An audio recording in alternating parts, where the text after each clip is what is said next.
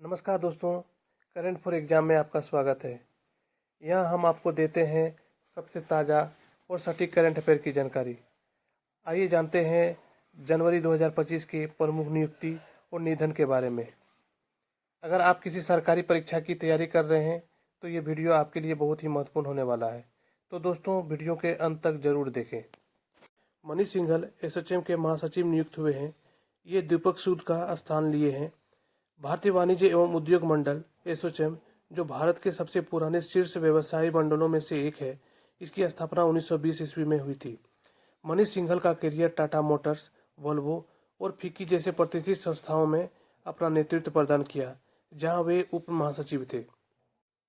IAS अधिकारी भुवनेश कुमार 1 जनवरी 2025 को भारतीय विशिष्ट पहचान प्राधिकरण उदय के सीईओ का पदभार संभाला। Uday unique identification authority of India, जो आधार कार्ड का संचालन करता है, भारत की डिजिटल पहचान संरचना में महत्वपूर्ण भूमिका निभाता है। भुवनेश कुमार, जो इलेक्ट्रॉनिक और सूचना प्रौद्योगिकी मंत्रालय में अतिरिक्त सचिव के रूप में भी कार्यरत है, ये अमित अग्रवाल का स्थान ले रहे हैं। 1 जनवरी 2025 को एयर मार्शल जितेंद्र मिश्रा ने भारतीय वायुसेना की पश्चिमी वायु कमान का कार्यभार संभाला। उन्होंने एयर मार्शल पंकज मोहन सिन्हा का स्थान लिया। पश्चिमी वायु कमान यह आईएएफ का एक प्रमुख घटक है, जो भारतीय पश्चिमी सीमाओं की रक्षा करता है, जिसमें पाकिस्तान और चीन से लगे क्षेत्र शामिल है, जैसे लद्दाख, हिमाचल प्रदेश, जम्मू कश्मीर, पंजाब और राजस्थान के कुछ हिस्से।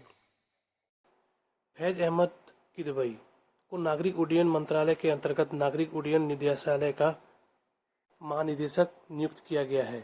यह निकाय सुरक्षा, संरक्षा और परिचालन मानकों को सुनिश्चित करता है। इससे पहले फैज अहमद कृषि एवं किसान कल्याण मंत्रालय में अतिरिक्त सचिव थे। देवजीत सेकिया भारतीय क्रिकेट कंट्रोल बोर्ड बीसीसीआई के नए सचिव हैं। वे जैसा की जगह बीसीसीआई के सचिव बने। जैसा 1 दिसंबर 2024 को आईसीसी के चेयरमैन बने थे। देवजीत सेकिया असम के पूर्व क्रिकेटर थे। रणजी ट्रॉफी में विकेटकीपर, बल्लेबाज के तौर पर खेला है। वे पेशे से वकील हैं। बहादुर सिंह सागू को भारतीय एथलेटिक महासंघ के नए अध्यक्ष के रूप में सर्वसम्मति से चुना गया। उनका चुनाव चंडीगढ़ में आयोजित एक दिवसीय वार्षिक आम बैठक के दौरान हुआ। शॉटपुट में 2002 एशियन गेम्स में स्वर्ण पदक के साथ पद्मश्री भी मिल चुका है। इन्होंने आदिले सुमरीवाला का स्थान लिया। AFI athletic federation of India ने भारत में एथलेटिक्स को बढ़ावा देने के लिए कई प्रमुख पहलों की घोषणा की, जिसमें भाला प्रतियोगिता, अंतर्राष्ट्रीय कार्यक्रमों की मेजबानी भी शामिल है। पटना हाईकोर्ट के चीफ जस्टिस के विनोद चंद्रन को सुप्रीम कोर्ट का जज नियुक्त किया गया है। केंद्रीय कानून मंत्री अर्जुन राम मेघवाल ने इसकी घोषणा की। कॉलेजियम ने इसकी सिफारिश की थी कि विनोद चंद्रन की नियुक्ति के साथ सुप्रीम कोर्ट में जजों की संख्या अब 33 हो जाएगी। मणिपुर सरकार के अनुरोध पर नवीन एवं नवीकरणीय ऊर्जा मंत्रालय के सचिव आईएएस प्रशांत कुमार सिंह को उनके मूल कैडर में वापस भेजने की मंजूरी दे दी है। इसी के साथ प्रशांत किशोर सिंह मणिपुर के मुख्य सचिव होंगे। हाल ही में मणिपुर के मुख्य सचिव विनीत जोशी को केंद्रीय उच्च शिक्षा सचिव बनाया गया है। न्यायमूर्ति देवेंद्र उपाध्याय ने 21 जनवरी 2025 को दिल्ली उच्च न्यायालय के मुख्य न्यायाधीश के रूप में शपथ ली। दिल्ली के उपराज्यपाल वीके सक्सेना ने राजनिवास में आयोजित समारोह में न्यायाधीश को शपथ दिलाई गई। वरिष्ठ आईपीएस अधिकारी सुनील कुमार झा को केंद्रीय रिजर्व पुलिस बल सीआरपीएफ का विशेष महानिदेशक नियुक्त किया गया है। मंत्रिमंडल की नियुक्ति समिति ने सुनील कुमार झा की सेवानिवृत्त तारीख 31 जनवरी 2027 तक सीआरपीएफ के विशेष महानिदेशक के रूप में उनकी नियुक्ति को मंजूरी दे दी है। हाल ही में असम के पुलिस महानिदेशक ज्ञानेंद्र प्रताप सिंह को केंद्रीय रिजर्व पुलिस बल सीआरपीएफ का महानिदेशक नियुक्त किया गया है। इनका कार्यकाल 30 नवंबर 2027 तक रहेगा। इन्होंने अनीश दयाल सिंह का जगह लिया है। 24 जनवरी 2025 को भारत सरकार ने जितेंद्र पाल सिंह को इजराइल में भारत का अगला राजदूत नियुक्त करने की घोषणा की। 2002 बैच के भारतीय विदेश सेवा अधिकारी वर्तमान में विदेश मंत्री के कार्यालय में सेवा दे रहे हैं और 2020 से विदेश मंत्रालय में पाकिस्तान, अफगानिस्तान, ईरान प्रभाग का नेतृत्व कर चुके हैं। कैबिनेट की नियुक्ति समिति ने वरिष्ठ भारतीय पुलिस सेवा अधिकारी राजेश निर्वाण को नागरिक उड्डयन मंत्रालय के तहत नागरिक उड्डयन सुरक्षा ब्यूरो के महानिदेशक के रूप में नियुक्त करने की मंजूरी दी है। कार्मिक और प्रशिक्षण विभाग द्वारा जारी आदेश के अनुसार उनकी नियुक्ति कार्यभार ग्रहण करने की तिथि से प्रभावी होगी और अगले आदेश तक जारी रहेगी। प्रतिष्ठित वैज्ञानिक डॉक्टर वी नारायण ने 13 जनवरी 2025 की दोपहर को अंतरिक्ष विभाग के सचिव, अंतरिक्ष आयोग के अध्यक्ष और इसरो के अध्यक्ष के पदभार को ग्रहण किया। इससे पहले उन्होंने लिक्विड प्रोपल्शन सिस्टम सेंटर के निदेशक के रूप में कार्य किया, जो भारतीय अंतरिक्ष अनुसंधान केंद्र के प्रमुख केंद्रों में से एक है, जिसका मुख्यालय तिरुवनंतपुरम के वलियामाला और एक इकाई बेंगलुरु में है। CS धनंजय शुक्ला भारतीय कंपनी सचिव संस्थान ICSI के अध्यक्ष हैं। वे साल 2025 में चुने गए थे। वे वाणिज्य एवं कानून में स्नातक हैं।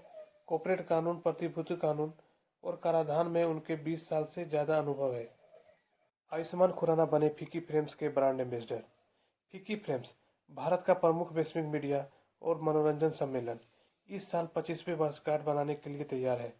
यह मील का पत्थर मीडिया मनोरंजन उद्योग के लिए एक विशेष क्षण है और इस उपलब्धि के सम्मान में प्रसिद्ध बॉलीवुड अभिनेता आयुष्मान खुराना को इस वर्ष फीकी फ्रेम्स संस्करण का ब्रांड एम्बेसडर के रूप में नियुक्त किया गया है। अब देखते हैं जनवरी 2025 के प्रमुख निधन। 31 दिसंबर को संस्कृत के जाने माने विद्वान एवं पद्मश्री से सम्मानित डॉक्टर पियरे सिल्वेन फिलियोजात का पेरिस में निधन हो गया है। वह 89 वर्ष के थे और कुछ समय से बीमार चल रहे थे। डॉक्टर फिलियोजात फ्रांस के प्रसिद्ध प्राच्य विद्या विशेषज्ञ जयाम फिलियोजात के पुत्र थे। उन्होंने संस्कृत के विभिन्न विद्वानों के ज्ञान और शैली पर अध्ययन के अलावा प्राचीन हिंदू मंदिरों के वास्तुशिल्प पर काफी कार्य किया और उन्होंने फ्रांस में संस्कृत का अध्ययन भी किया था। लतिका कट भारत की सबसे प्रमुख और प्रसिद्ध मूर्तिकार में से एक 76 वर्ष की आयु में निधन हो गया। सार्वजनिक व्यक्तित्वों की विशाल मूर्तियों और बस्ट के लिए जानी जाने वाली लतिका कट के काम ने प्रकृति के जैविक रूपों की सजीवता को दर्शाया। अपने 5 दशक लंबे करियर में उन्होंने विभिन्न प्रकार के माध्यमों से काम किया, जिसमें टेराकोटा, पेपर माचे, पत्थर और कांस्य भी शामिल है। और कला के क्षेत्र में उनके योगदान के लिए उन्हें कई बार राष्ट्रीय और अंतर्राष्ट्रीय पुरस्कार भी मिले। प्रसिद्ध भारतीय वनस्पति शास्त्री और टेक्सोनोमिस्ट KS मनीलाल का 1 जनवरी 2025 को उनका निधन हो गया। वे कालीकट विश्वविद्यालय के एमेरिटस प्रोफेसर थे। उन्होंने कई किताबें लिखी, कई नई पौधे और की प्रजातियों को खोजा। उन्हें कई राष्ट्रीय अंतर्राष्ट्रीय पुरस्कार मिले। 2020 में विज्ञान के क्षेत्र में योगदान के लिए उन्हें पद्मश्री से सम्मानित किया गया था। प्रसिद्ध परमाणु वैज्ञानिक डॉक्टर राजगोपाल चिदम्बरम का 4 जनवरी 2025 को उनका निधन हो गया। उन्होंने परमाणु ऊर्जा आयोग के अध्यक्ष और भारत के प्रधान वैज्ञानिक सलाहकार के तौर पर भी काम किया है। उन्हें 1975 में पद्मश्री और 1999 में पद्म विभूषण से सम्मानित किया गया था। मशहूर फिल्म मेकर, कवि और लेखक प्रतिनिधि का 73 साल की उम्र में निधन हो गया है। उन्होंने चमेली, सूर, हजारों ख्वाहिशें जैसी फिल्म प्रोड्यूस की थी। P जयचंद्रन, जिन्हें भाव गायकन के नाम से जाना जाता था, भारतीय संगीत उद्योग के एक दिग्गज पार्श्व गायक थे। 80 वर्ष की आयु में लंबी बीमारी के बाद उनका निधन हो गया। उन्होंने मलयालम, तमिल, तेलुगु, कन्नड़ और हिंदी में 1600 से अधिक गीतों में अपनी आवाज़ दिए हैं। मैनचेस्टर यूनाइटेड के दिग्गज और बेलेंडी और विजेता डेनिस लॉ का 84 साल की उम्र में निधन हो गया है।